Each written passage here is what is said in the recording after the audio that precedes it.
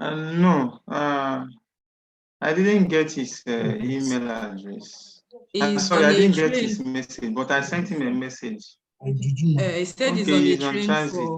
from.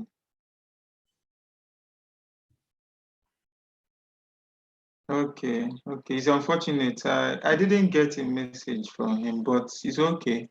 Yeah, he's We'll going try from to give Belgium to justice to Netherlands that. today. Okay. Okay,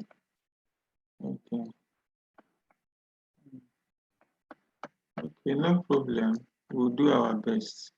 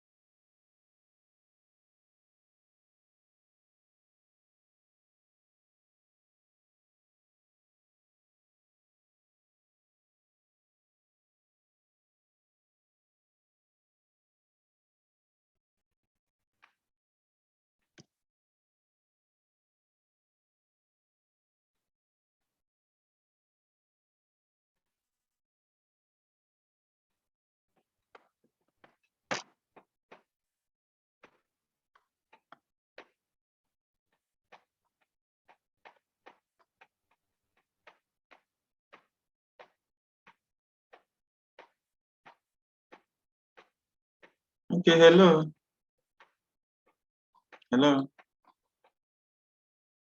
Luchi. Okay, I was muted. Okay, sorry. Thank you for the information about Dr. Nnabuihe. Well, he also has a co-author and Professor Alomona.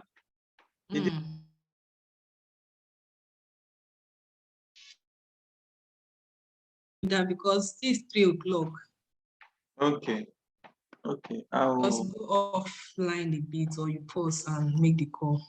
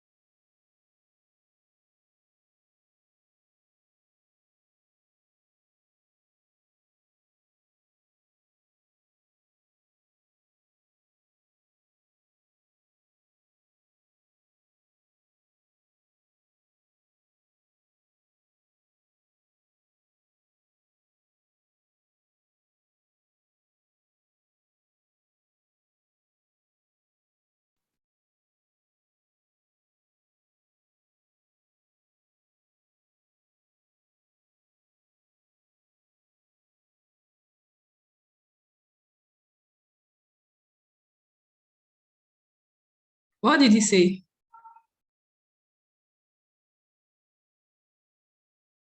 Hello, Doc.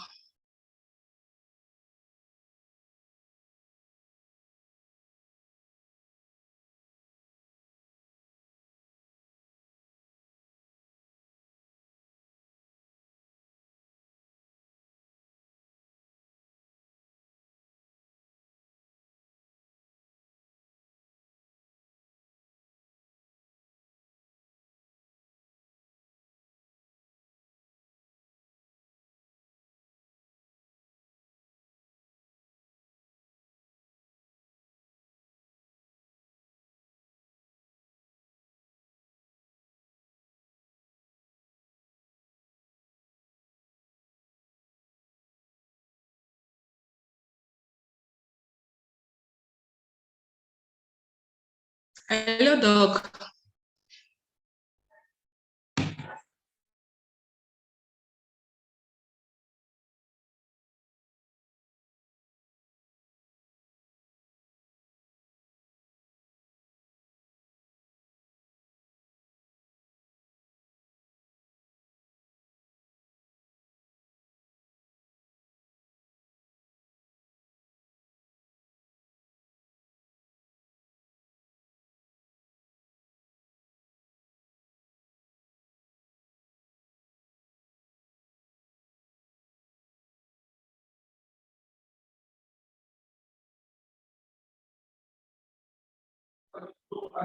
Okay, hello.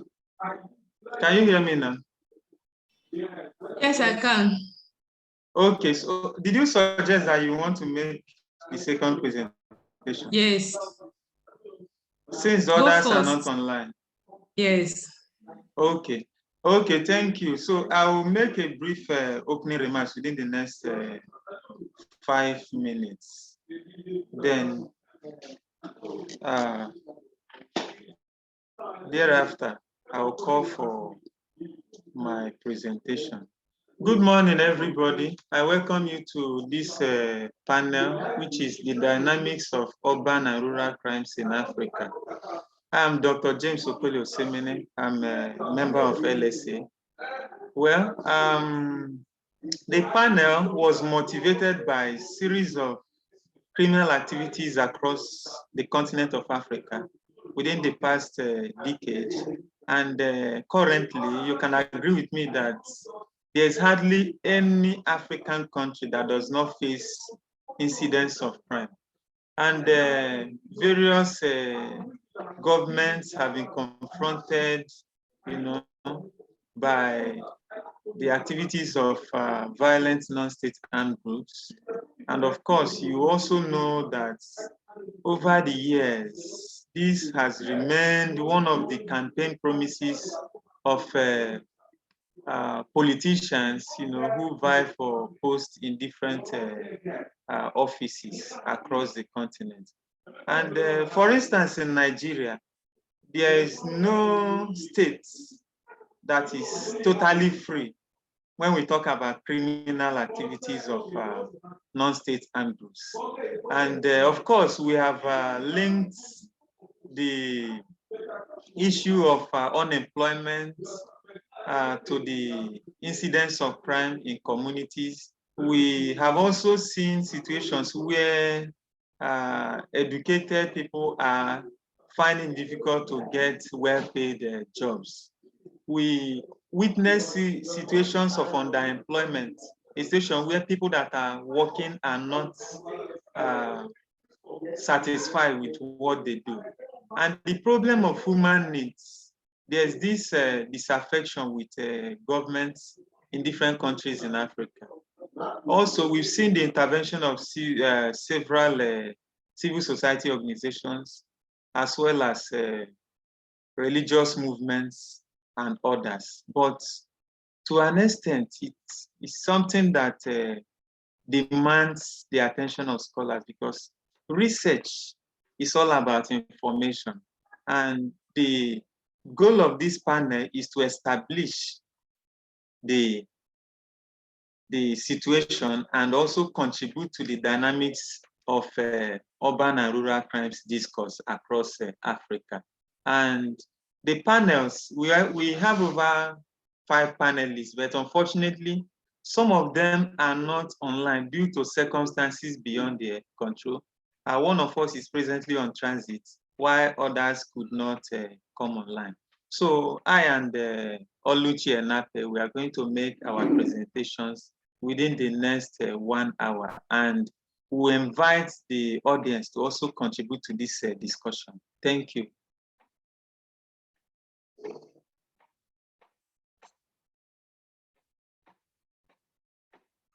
Oluchi, you are muted. Unmute your microphone. Okay. Okay. So,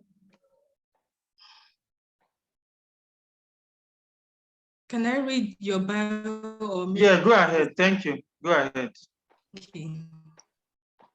Good afternoon, everyone. My name is Oluchi Enape from Caleb University, Lagos. I'll be reading the biography of chair and organizer of this panel. Dr. James Okole Osemene is currently a senior lecturer in the Department of International Relations at the College of Social and Management Sciences, Wellspring University, Nigeria. He is the current director of the Office of Research, Linkages and International Collaboration, colleague, the chairman of Mobile Examination Misconduct Committee, and the chairman of the newly constituted University Ranking Committee, March 2022. He received his PhD and master's degrees in Peace and Conflict Studies from the University of Ibadan, Nigeria, and his bachelor's degrees in History and International Studies from Imo State University, Owerri, Nigeria. He is an alumnus of an African Doctoral Academy, Miasa Postdoctoral School 2022, both at the University of Ghana. He is also a research fellow at the French Institute for Research in Africa, IFRA.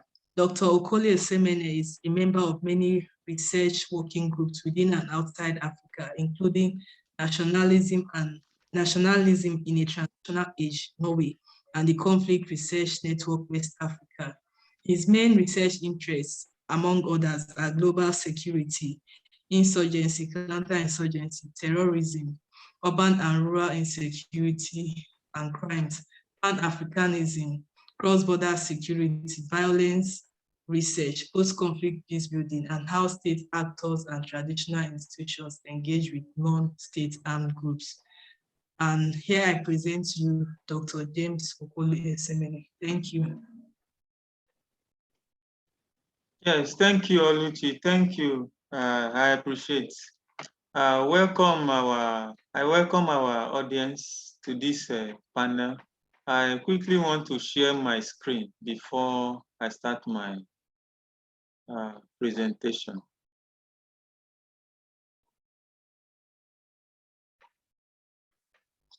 Excuse me, let me share my screen.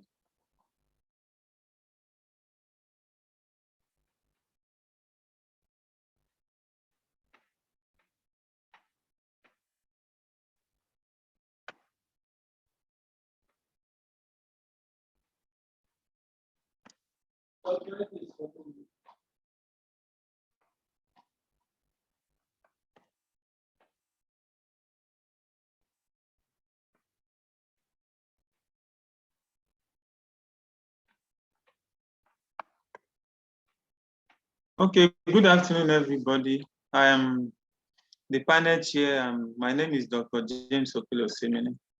I'm from Wellspring University, Nigeria. The title of my presentation is Theoretical and Methodological Pitfalls in Researching Africa's Contemporary Urban and Rural Crimes. Introduction. The nature of crimes in Africa. Well, one thing that is not disputable is that crime is a global problem. There is hardly any country in the world that does not record any form of crime. And in fact, it's a human problem. It's something that occurs in human society. No society can just authoritatively say or argue that there is no record of crime in such a society. And it has also been observed that crimes have become one of the features of daily life in African states. And that is the reason why this topic, why I came up with this topic. The crimes occur at any time of the day. That is, we have a society we have a station where Africans witness crimes both in the day, morning, afternoon, evening, and also at night. And it all depends on the effectiveness of security governance. That will determine whether criminals will boldly operate in the day or at night. This has also become a major source of concern to state security providers. In fact, there is hardly any policy initiative by state actors that does not consider the activities of criminals in terms of containing them. All cases of people are victims, all classes of people rather, all classes of people are victims of crime in Africa. We have politicians, we have leaders at all levels, students, businessmen and women, the clergy, foreigners are all targets of criminals. And this means that criminals do not respect any category in the society. In fact, the problem is that criminals focus on their priority, which is to gain the material thing that they aim at getting. Of course, because of the incidence of crime, we have a situation whereby no-go areas in Africa create anarchy. That is, there are some lawless enclaves within the continent. We have spaces that are dominated by criminal gangs, cult groups, bandits, militias. Of course, you understand that in the school university system, for example, in various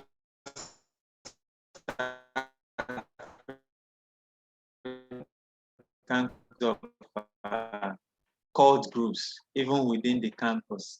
And during my several trips within the continent, I observed that some countries in Africa have no-go areas, both in East Africa and even West Africa. Others in Southern Africa and North Africa are not left out.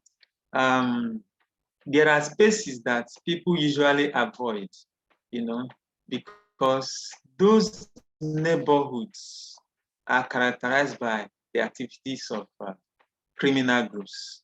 The availability of or small arms and light weapons cannot be ruled out. Yes, there's this problem of arms being left in the hands of illegal users. What do I mean by illegal users? Users that don't have any positive use of arms. For instance, if you give arms to security providers, they are recognized and they will be regulated even while using the arms, and they will be held accountable by the state. But a situation where individuals within communities or within cities are not able to be identified when they have such arms and they are not monitored, it will be difficult to stop them from making illegal use of such arms. Urban and rural crimes in Africa, there are issues that concern criminal victimization. And the reason is that these crimes are sustained by the activities of kidnappers. Of course, we have kidnapping for different purposes. There are kidnappings for ransom. There are some that are meant for rituals. Some are meant for other purposes which undermine human rights. And the most common in recent times in Africa has remained the kidnapping for ransom. We've seen situations where youths, for example, travel out of their own countries in Africa to visit other countries in search of sources of livelihood. But when they get there, they become kidnappers. They indulge in criminal activities, both armed robbery and kidnapping. Like a Nigerian was arrested some years ago in Ghana, and he was accused of indulging in kidnapping. The issue of armed robbery has also become a major challenge in Africa. For example, we have bank robberies, robberies that occur within the neighborhoods like estates. We also have robberies that occur at the markets. And these problems have continued to demand for the attention or intervention of state security providers. Of course, there are situations where we have politically motivated assassinations. These are crimes that threaten sustainable livelihood in African countries. Now, researching Africa's contemporary urban and rural crimes. Crimes occur both in urban and rural areas. But what is to be done in terms of research to document all these developments? There are some theoretical and methodological issues that cannot be ignored by researchers while conducting their studies on urban and rural crimes. There are areas that need to be considered by researchers. Of course, researchers have a lot of theoretical issues to prioritize and consider as far as studying urban and rural crimes in Africa is. So crime incidents can be approached from different theoretical standpoints.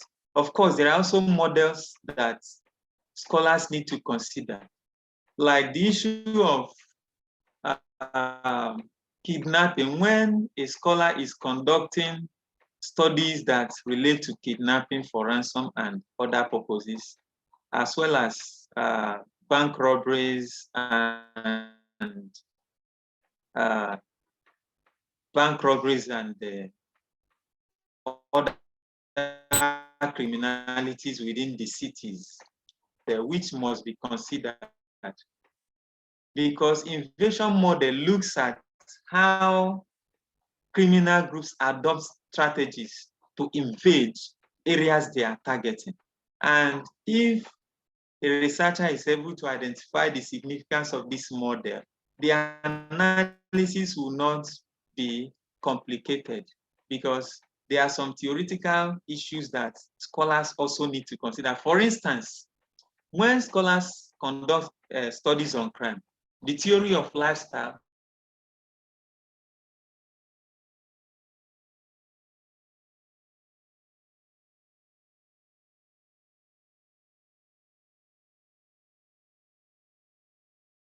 looking at the trends of criminal activities, as well as the causes.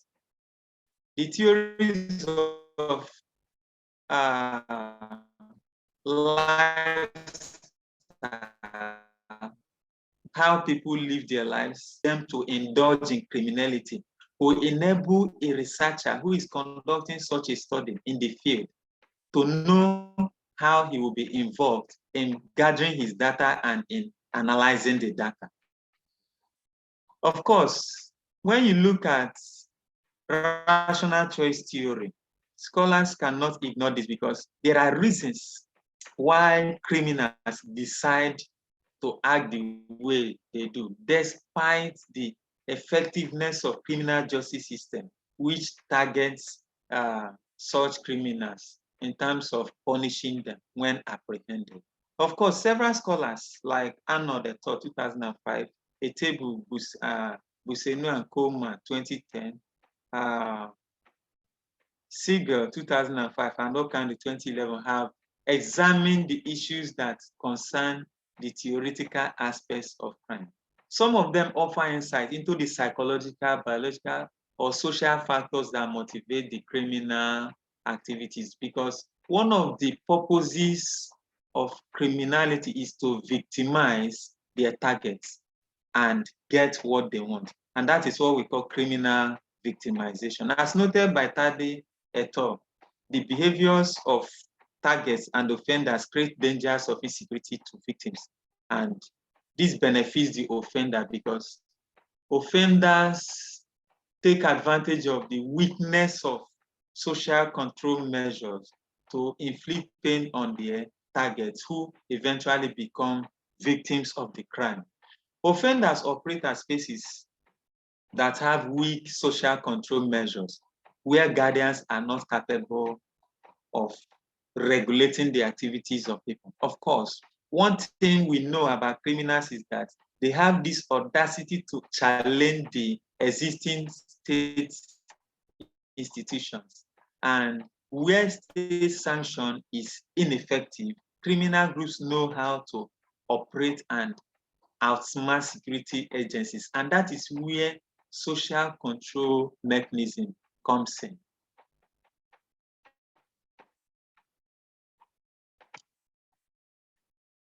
For example, when you talk about social control theory, Hisk, for example, explains that the control theory, social control theory explains the patterns of criminal victimization occasioned by crime and the perspective of resilient neighborhoods in response to the crime that ravages rural and urban communities in view of the causes and trends of the gang crime. Yes, many criminalities are usually sustained by this issue of groupism, that is gangs forming a group to operate. They operate as a cartel, and sustaining that group will enable them to operate beyond the threats posed to them by the state actors. Of course, another issue to be considered by researchers is that of crime pattern, which has been presented by Brantingham and Brantingham, 1991, which highlight the connection between individual motivation and the spatio-temporal aspects of routine activities of individuals to the crime events. The theory of crime pattern explores how behavioral patterns, that is, the behavior of offenders, enhances the understanding of crime site selection. Therefore, determining locations that are isolated and areas where victimization could be favorable are patterns significant in this regard. This study views crime pattern theory as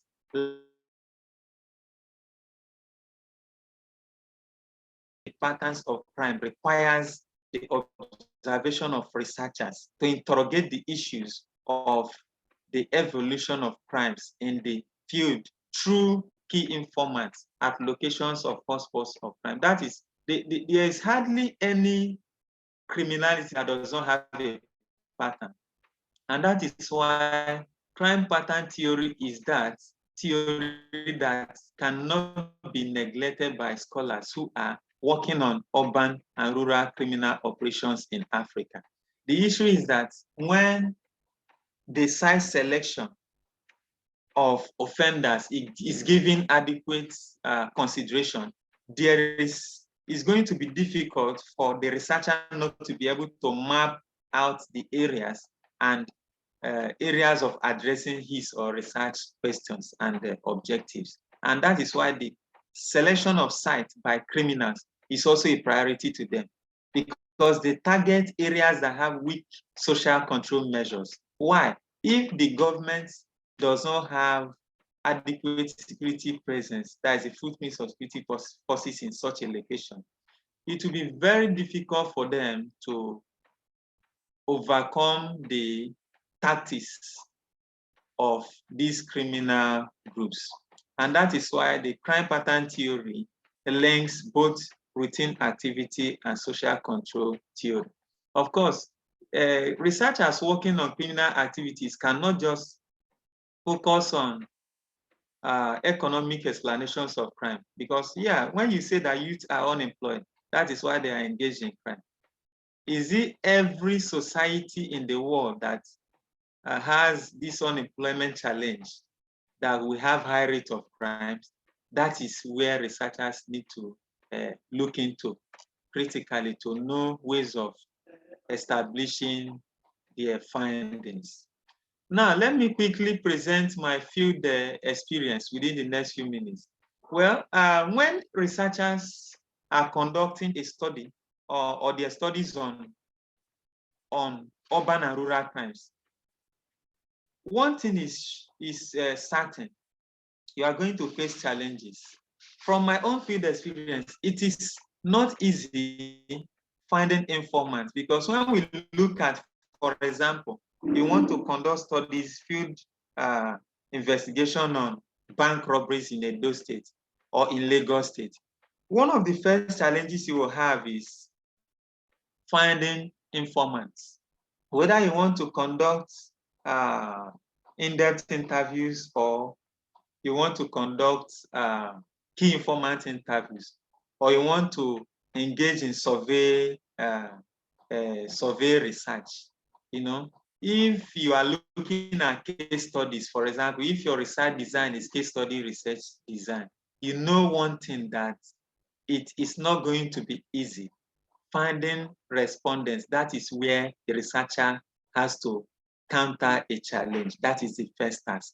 And the issue of risk cannot be ruled out. For example, if you are conducting a study we call a hot history, like somebody that is working on kidnapping in one of the urban areas in Africa, where the incidents are ongoing on daily basis or weekly basis, that is hot history. And such a researcher would need to be prepared for the risk.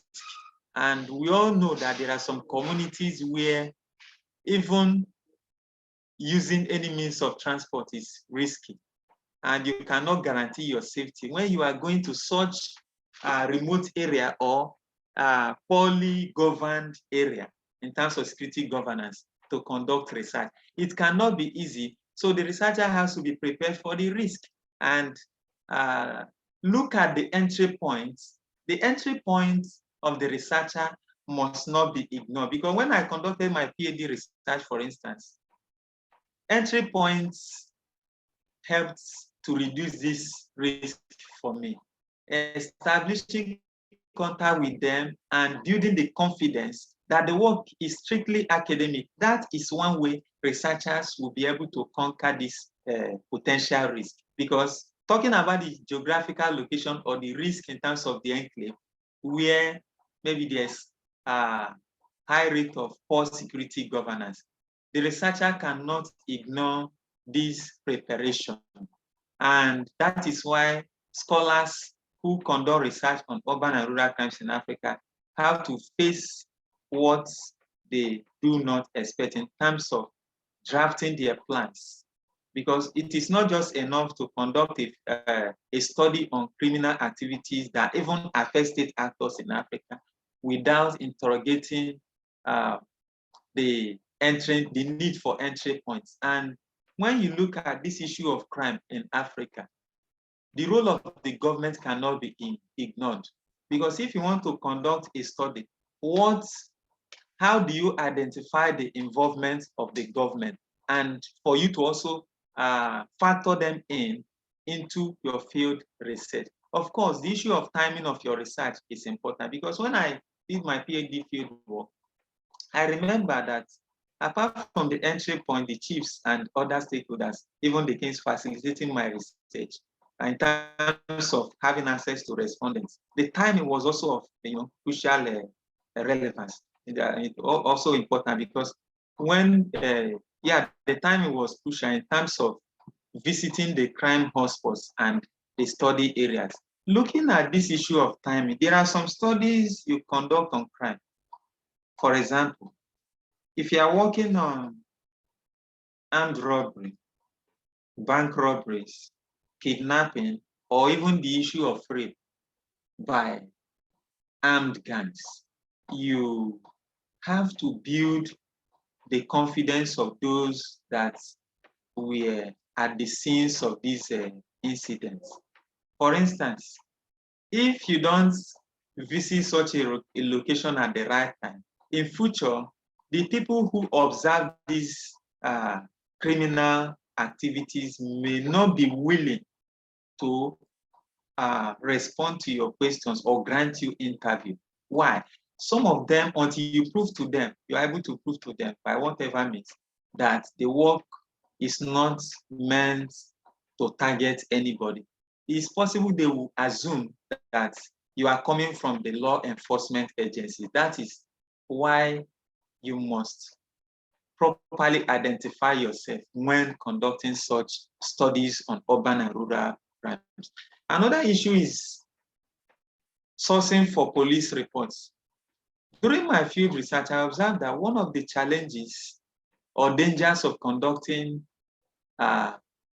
research on urban and rural criminal operations is that the issue of police reports is not always easy.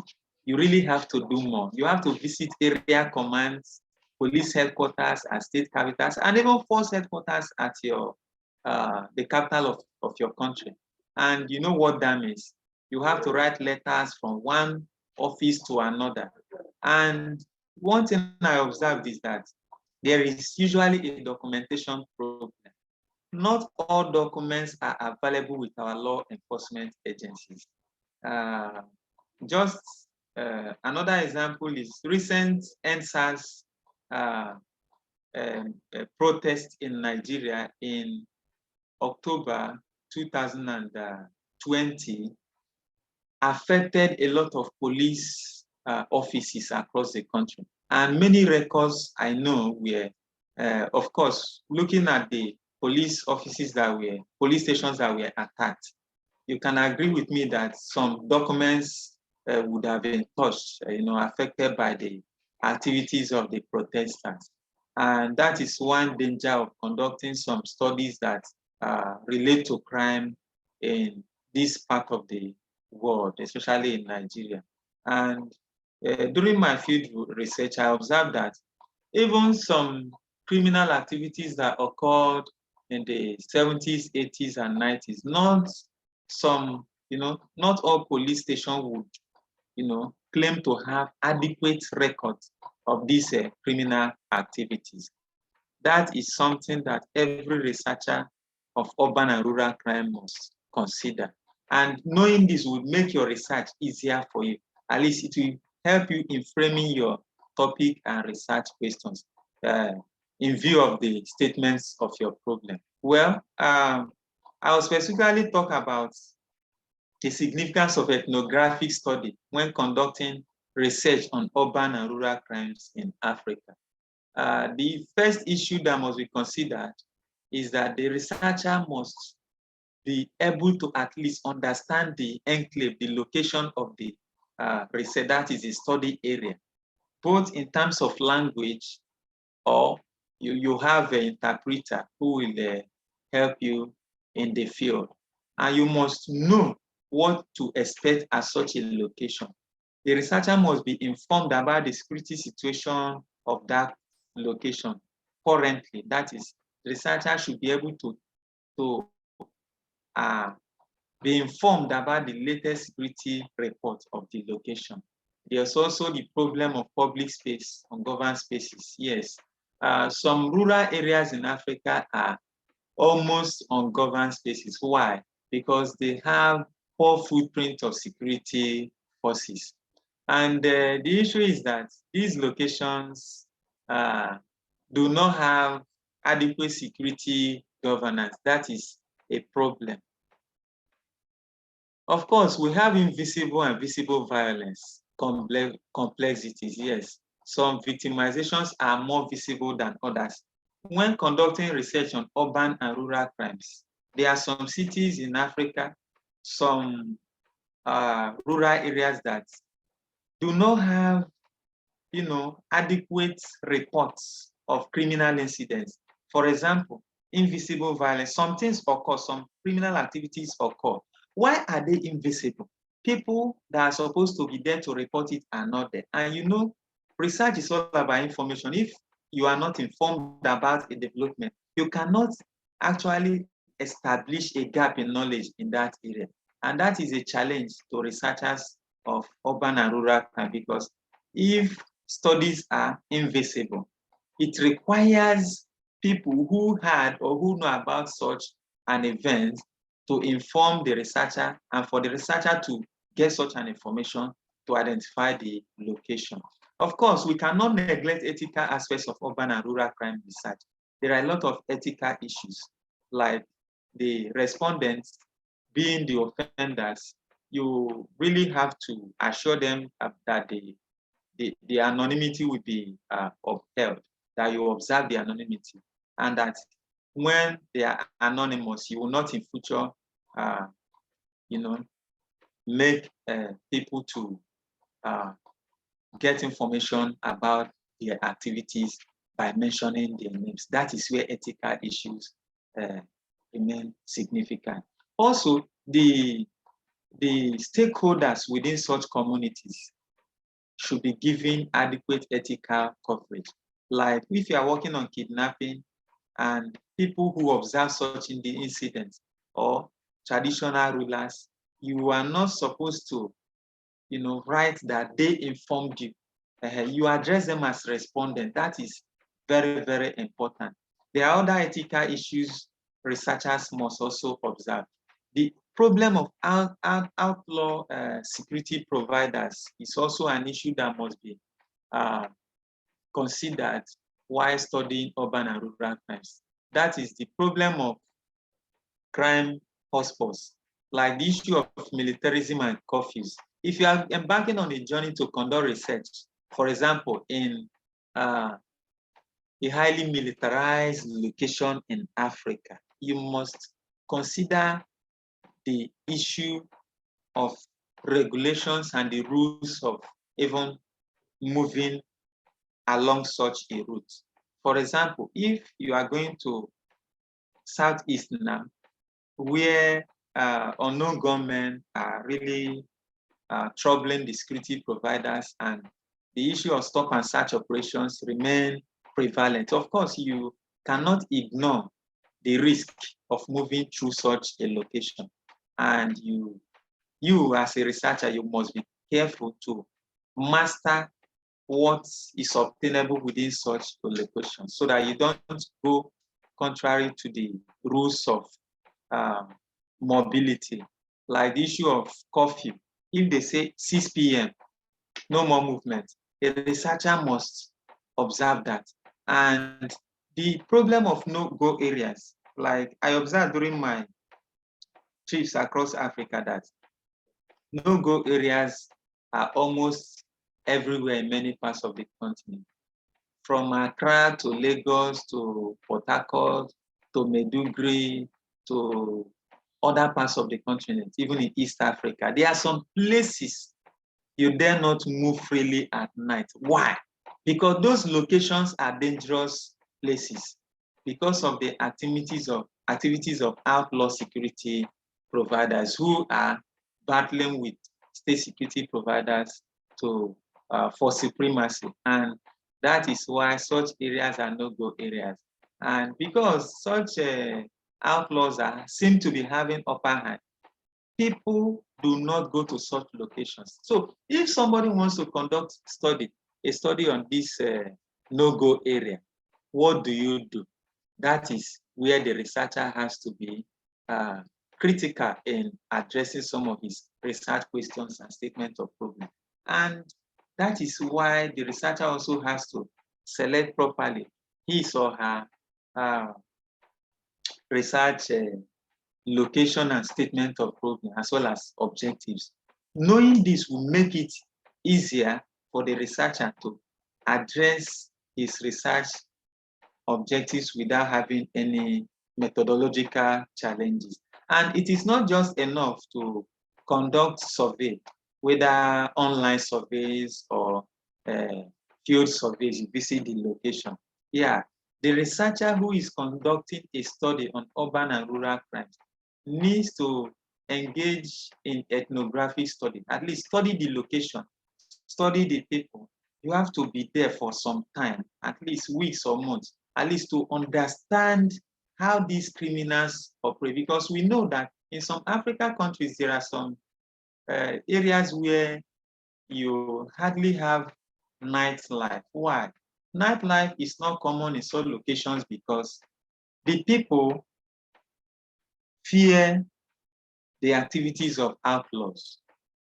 For example, in my city, where I'm presently making this presentation from, once it sees 7 p.m., most people will be running to their homes. Yeah, to the extent that when you are returning from other cities around 9 p.m. or 10 p.m., you will hardly even see vehicular movement. You will just find only few taxis, not even buses, commercial buses, just few taxis around the Ring Road area in Benin City.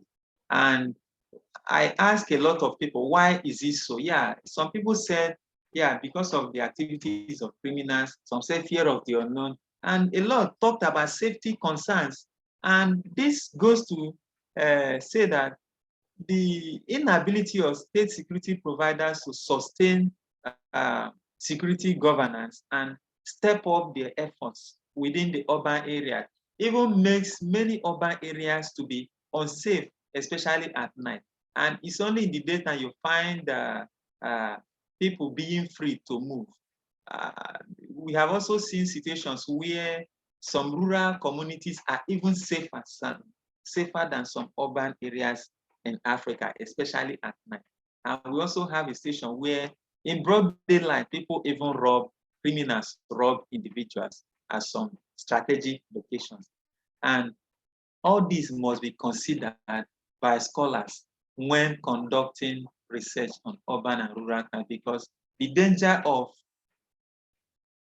conducting studies at unsafe locations must not be ignored. Well, let me quickly conclude. Well, the presentation has looked at the problem of conducting research with emphasis on the theoretical and methodological issues in Africa. And we know that crime pattern looks at the site selection. And if scholars are able to identify how and why offenders identify some crime hotspots as areas of interest, it will really help researchers in knowing how to engage with respondents or identify repentant offenders. And researchers should be properly prepared for the studies and the locations, considering the dynamics of urban and rural crimes in Africa. Thank you for listening. Thank you.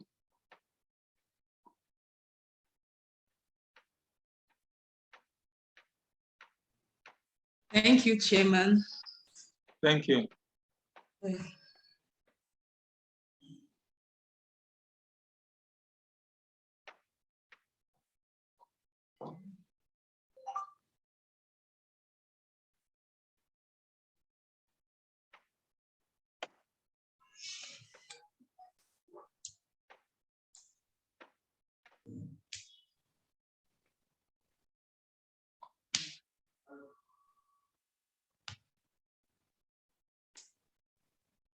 Okay, thank you.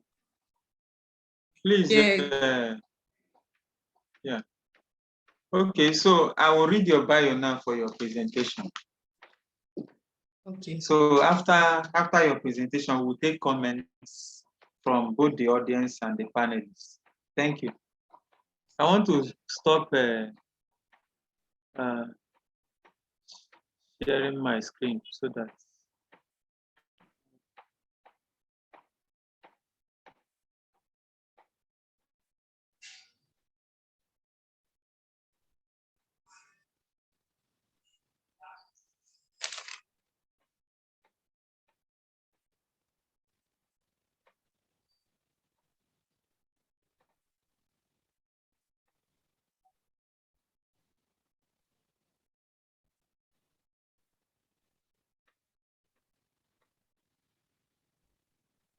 please, has the screen stopped sharing? I want to stop the screen sharing.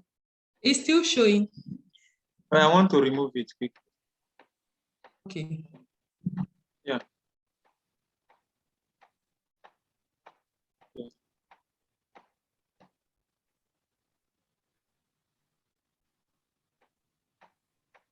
But that shouldn't be a problem. You can still go Okay. ahead. Okay. Thank you. Okay. Thank you. Okay. So thank you, our audience. Thank you, everybody. The next presentation will be by Oluchi Enape. Oluchi Enape is a lecturer in the Department of Political Science and International Relations, Caleb University, Lagos, Nigeria. Her research area is peace and conflict studies with interest in women and peace building. Her PhD is on women organization implementation of UN Security Council Resolution 1325 and peace building in Plateau State. Oluchi Enape has also, she's a member of LSA. She has presented at various local and international conferences. I welcome Oluchi Enape to make her presentation. Thank you. Thank you very much. Good afternoon, everyone. My name is Oluchi Enape from Caleb University, Lagos. Can you hear me? Yes, I'm listening. I'm hearing you. Okay. So I'm actually presenting a work in progress. And the topic is interrogating the gender dynamics of urban violence and insecurity in Lagos State. So basically, I'm looking at how, urban cities, urban dwellers, those in the cities, the structures there, the system, the way of life, and how things are done, how it's, the gender aspect of it, how it affects women in terms of violence and security. Knowing that such rates of violence, crime, criminality, and all that are usually higher in the urban areas compared to rural areas. So urbanization itself, can spell different things for both men and women. Now, if you look at patriarchal relations in the city, you find that urbanization can both weaken and strengthen those kind of relationships. It reduces incidents of gender-based violence. Now, this work will focus more on gender-based violence, intimate partner violence, and general forms of violence targeted at women in the cities, using Lagos as a study. And specifically, by the time I get to my scope, I'll delineate it to local government. Now, how we see that cities empower women. Generally, women in the city tend to have access to paid employment, better wages, more access to economic resources and institutional support. That's on one hand. On the other hand, it tends to look at how those same structures, facilities were not properly channeled. Now, you find out that in cities, mostly unplanned, when urbanization is not properly managed, you see that you have shanties, we have slums and other forms of settlements. Hello, can you? And other forms of settlements. Yes, I'm listening. That are not so conducive for persons to live in. So those who live in the cities, okay, so those I'll kind get of back to you, please. I'm on a meeting. I'm in a meeting. I'll get back to you. I'll get back to you. I'll get back to you, please. Okay, I'm at a meeting. I'm attending violence. A Zoom meeting. Now, the argument basically is that the process of urbanization puts pressures on resources, and it creates heightened risk factors for women. I'm attending a meeting online. For instance, we see that the state population grows faster and is projected to even go more. There are slums, high rates of crime, homelessness, traffic congestion, urban sprawl, the pollution, unemployment rates, and all of these things tend to affect women in much higher ways than men, because there are lack of facilities or access to justice systems. Now, specifically, the nature of settlements in the state and in Ikorodu. Now, why I chose Ikorodu local government, because that's this local government seem to lag behind in terms of access to or enjoying the benefits from the state governments as such. Now, while the work is going on, the objectives focus on how gender reinforces or is being reinforced by urban life, and secondly, under objective is to document the lived experiences of women and girls in these local governments. And then third objective, to explore the gender aspect of insecurity.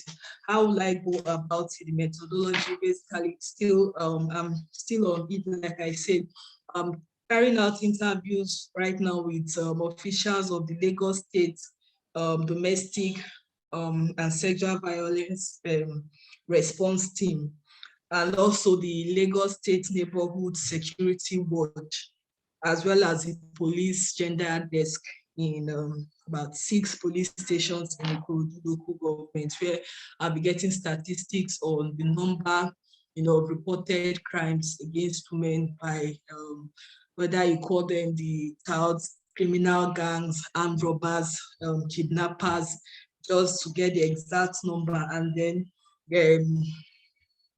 do the analysis. So the literature will cover urban violence, insecurity in Lagos general, and then in Ikorodu specifically, violence against women, gender-based violence, and what have you, specifically linking it to poverty, inequality, and those factors in the city that creates for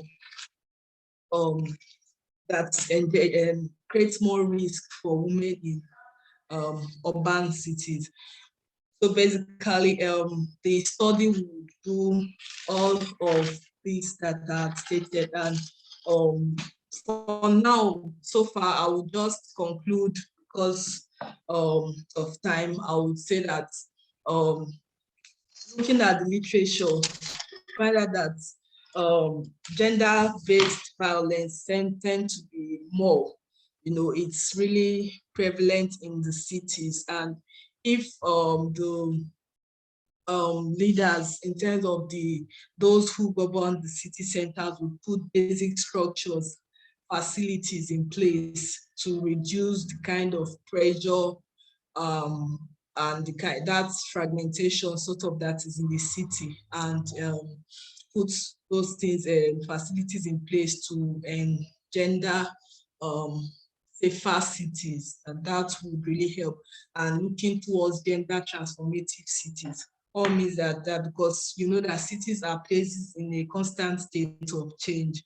So they need to modify and tear down rules and norms that dictate how people interact with each other. So the cities have to be safe and inclusive, to secure the security of both men, women, and children, and everyone in the state. So state institutions and government need to build those kind of networks, put relevant policy and practice in place to enhance this kind of structures and make sure that urban violence, displacement, and all of these issues, especially as it affects women, are minimized as much as possible. Thank you very much.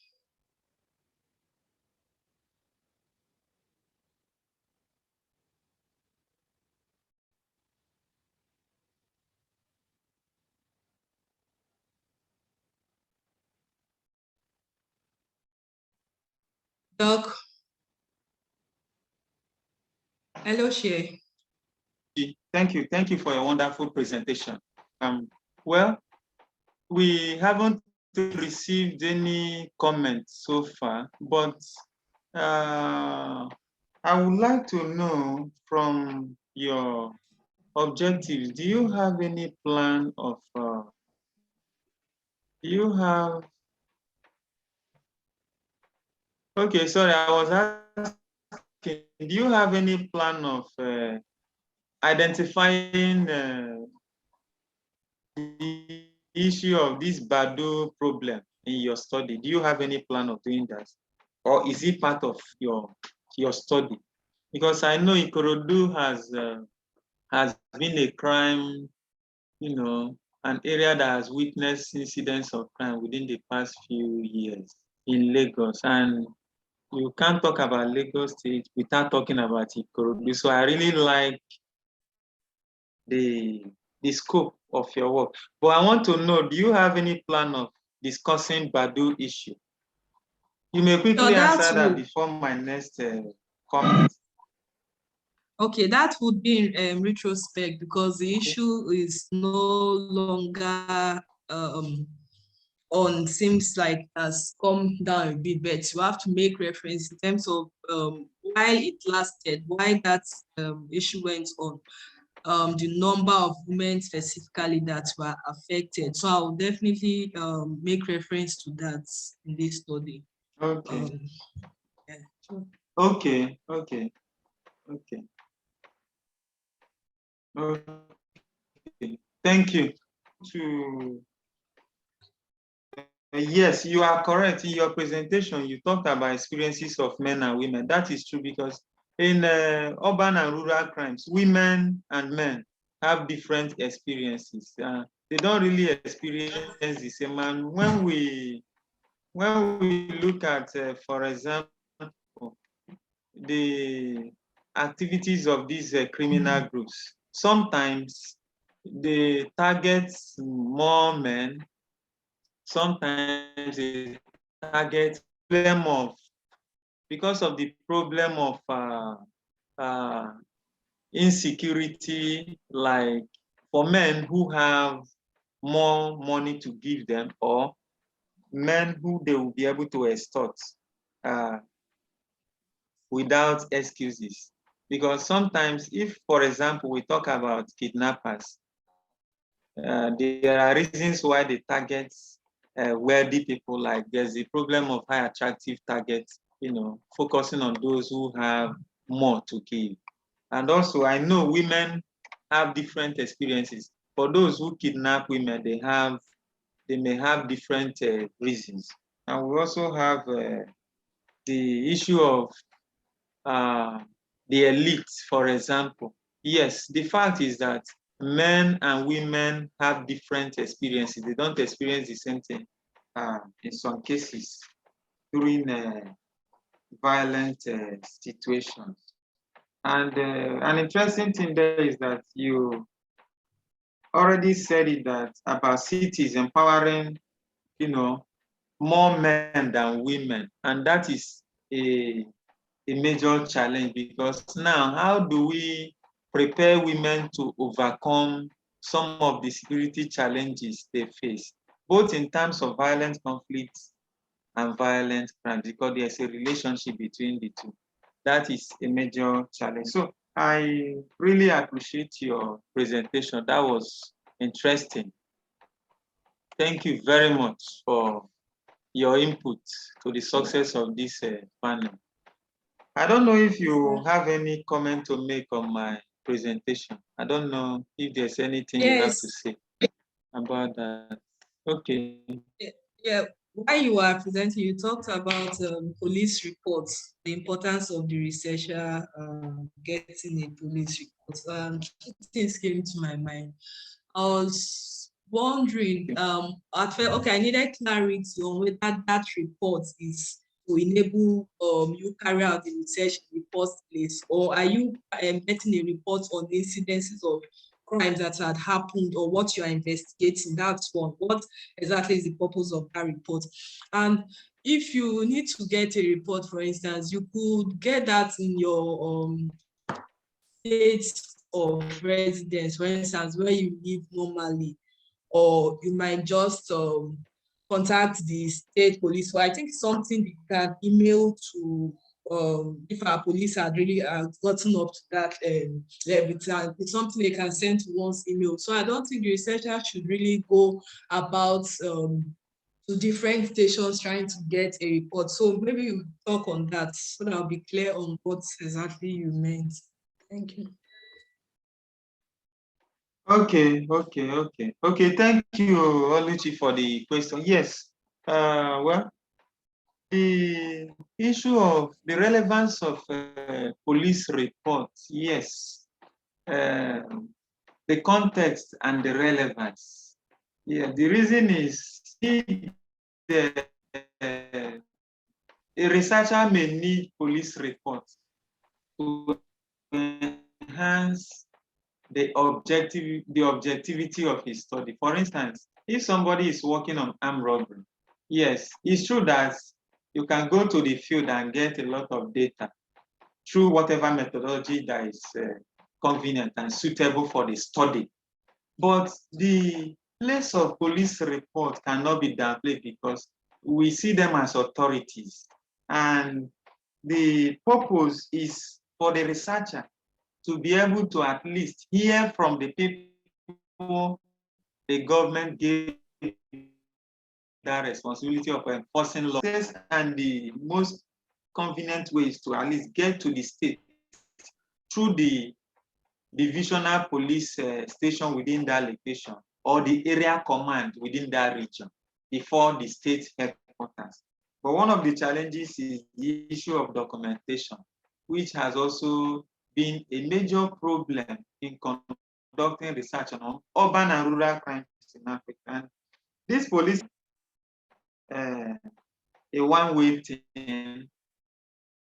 If a researcher is able to get it, it's just for the researcher to establish the level of victimization from the law enforcement agency. That is the data provided by them. And that will also add to the authenticity or the originality of the study. And that is the reason why I'm emphasizing on the police report. I know in Nigeria, it's not easy getting police report or even reports from other law enforcement agencies. I remember when someone wanted to conduct a study on military, women in the military. I remember somebody, a scholar asked the person, how would you maneuver to get the data from the military? You know the kind of agencies we have. Like if you are conducting a study now on DSS, you know it's a secret police. You can't just easily get data from DSS. That is an issue. So for the police, like they say, police is your friend. We also expect that police will be assisting researchers who are conducting studies on urban and rural crimes in Africa. So that is my own response. Thank you. Okay, thank you very much. The attendees, please, can you drop questions if you have in the chat box, or you might raise up your hands if you have any questions or comments to make.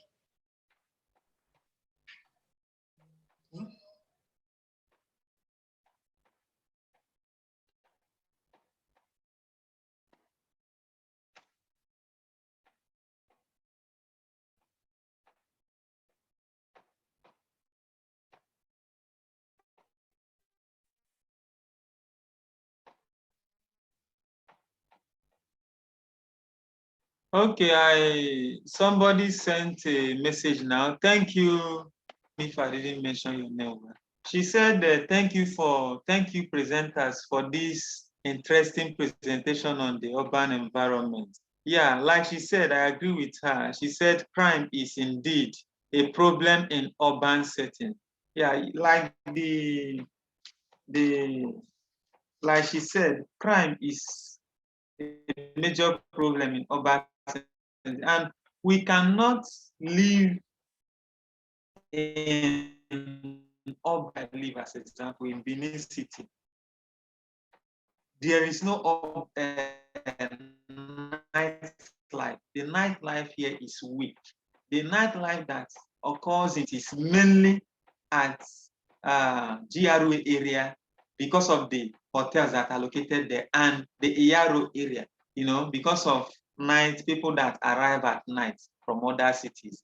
So most places, even the Ring Road area, when you visit Benin City and visit and come to and get to Ring Road area, it is difficult to find people from 9-10 p.m.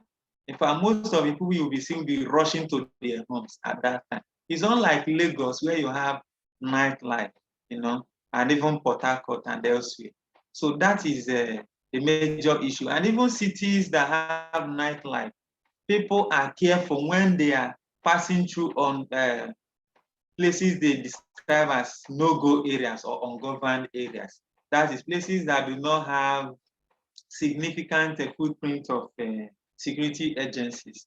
So that is an interesting thing.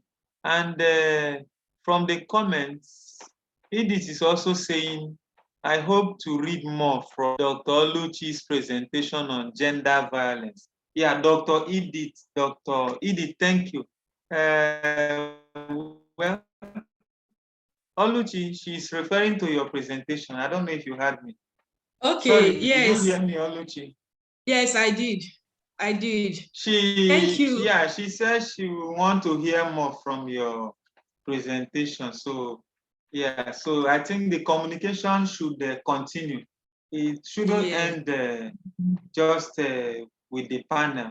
I think we should continue the discussion because I would like our audience to listen. Please, the panel, we had over 5 presenters, but some of them could not appear today due to circumstances beyond their control. And even one of us is on transit, presently, somewhere in Europe. Well, I also thank God because my network was having issues before around 2:45, and I was able to maneuver. And that is it. But what I'm going to say is that this panel will not just end at this level. As the panel chair, I would need more people who are interested in conducting research on urban and rural crimes in Africa, because I intend establishing a research working group after this panel.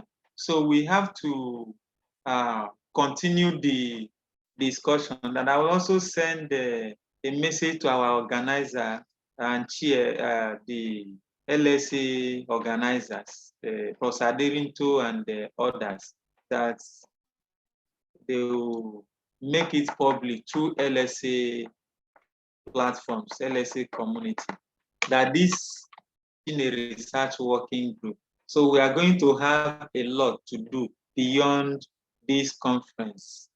Sorry, Oluchi, I don't know if you have any other comment to make before we call it a day. I was going to drop my email. I'm typing it for her, Dr. Imaito, so that, and also we are planning a publication, right?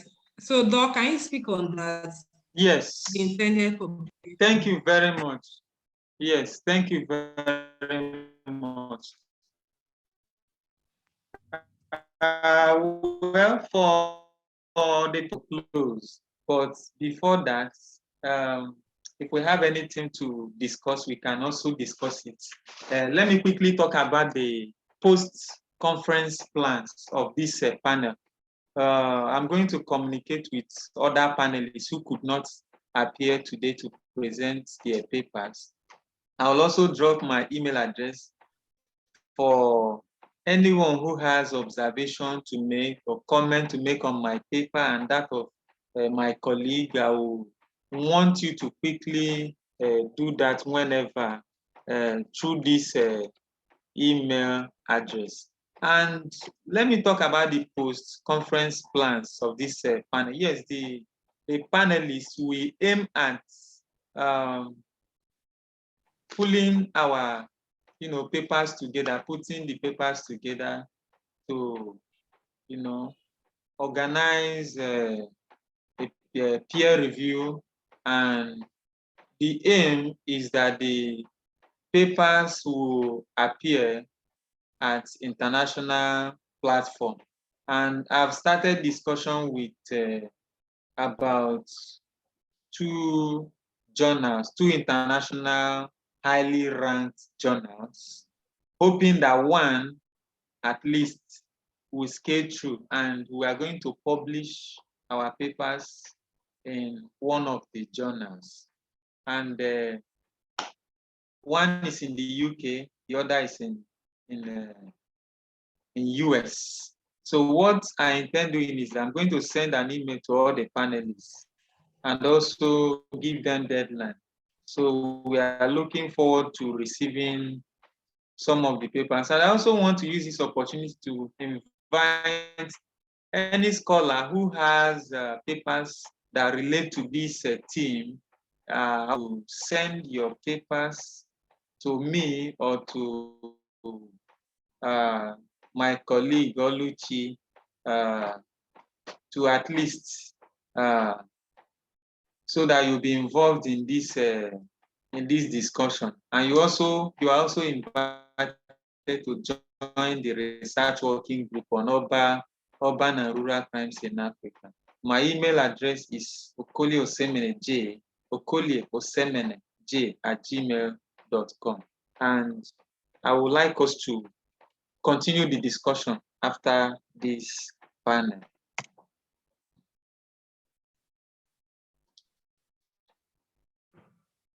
Sorry, Oluchi, do you have any other thing to say? No, thank you very much for everything, the presentation. Thank you, Alex. Thank you, Dr. Edith, for attending. Okay. Okay.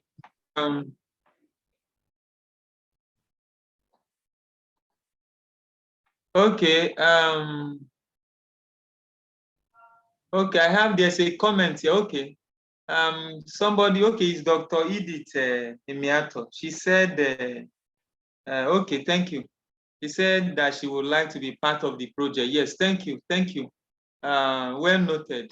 She said she's a town planner with interest in the urban environment. Yes. So yes, please, Dr. Edith, kindly send me your email address now. I would like to take note of that. Yeah, kindly send me your email address. I would like to take note of the communication so that we'll embark on the project as soon as possible. So please, everybody, kindly expect some development in this panel between July and August 2022. And also, if I have any information to pass through the LSA community, I will inform the organizers of the LSA conference. Thank you, well received. Dr. Edith, I got your. I want to use this opportunity to thank the organizers of LSA 2022 panelists.